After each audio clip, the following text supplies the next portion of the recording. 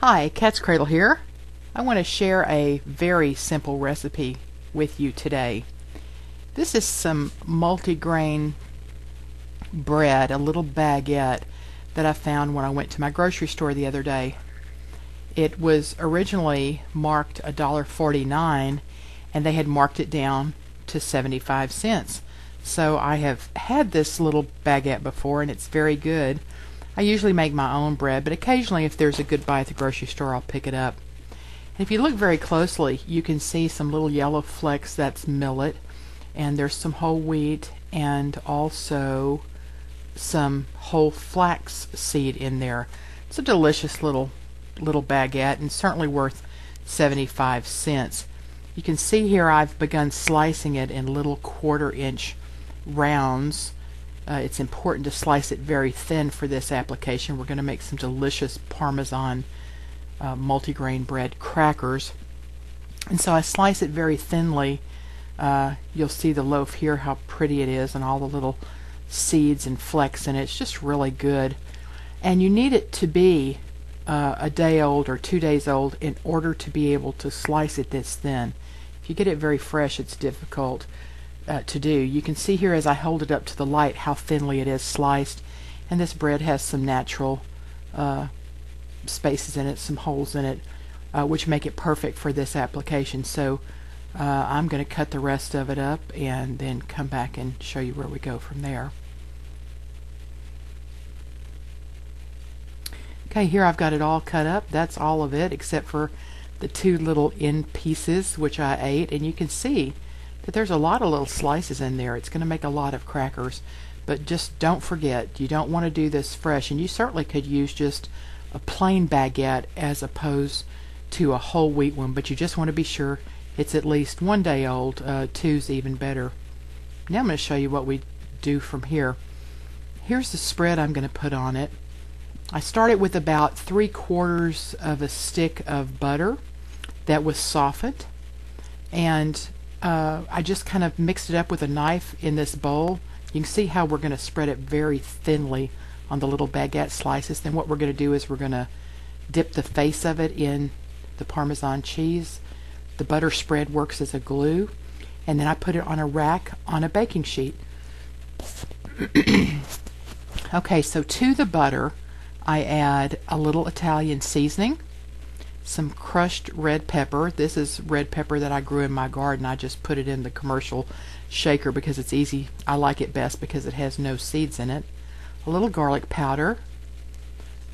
I mix all of the dry ingredients in, and then I add a splash of lemon juice and a little bit of extra virgin olive oil just to add a little depth of flavor there, and I mix it together until it's smooth and creamy.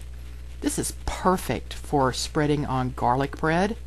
So if there's ever any left from making the crackers, you can just store it in the refrigerator and use it to make garlic bread. So I'm passing the camera here to Prepper A so that I can be able to hold the knife in the bread. You don't want to use a lot of the spread on it because you see the holes, it would just run right through. So you just want to lightly, I will call it just lightly glazing that bread. Just a little bit of butter. You want to be sure it gets all over it. It does take a little bit of time to do this, but it's so worth it because it makes the most special little cracker. So the glazing's done. Now the next thing I need to do is just like you saw me do the other one, is put it face down in the Parmesan cheese and then put it onto the baking sheet. So here you go. And the Parmesan cheese really wants to get on it kind of thickly, so you need to kind of hit it a little bit to knock some off, and then onto the sheet. And you can pack them just as tightly as you want to onto that sheet. I usually try to fill them up as much as I can, and even they're sometimes kind of laying over the edge. I didn't have quite enough Parmesan cheese, so I sent Prepper A to the storeroom to get some more.